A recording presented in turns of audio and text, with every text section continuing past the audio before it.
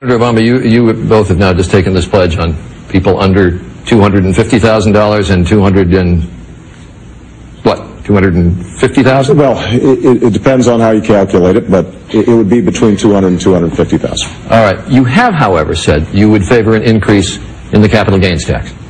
As a matter of fact, you said on CNBC, and I quote, "I certainly would not go above what existed under Bill Clinton, which was 28%. It's now 15%. That's almost a doubling if you went to 28%. But actually, Bill Clinton in 1997 signed legislation that dropped the capital gains tax to 20%. Right. And George Bush has taken it down to 15%. And in each instance, when the rate dropped, revenues from the tax increased. The government took in more money.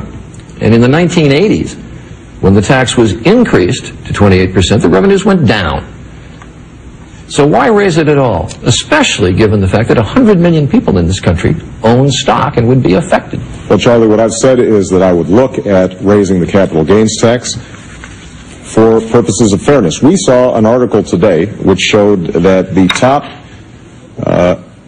50 hedge fund managers made $29 billion last year. $29 billion for 50 individuals. And part of what has happened is that those who are able to work the stock market and amass huge fortunes on capital gains are paying a lower tax rate than their secretaries. That's not fair.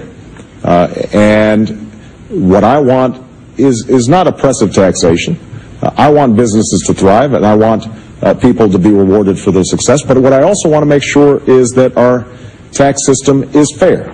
And that we are able to finance health care for Americans who currently don't have it, and that we're able to invest in our infrastructure and invest in our schools.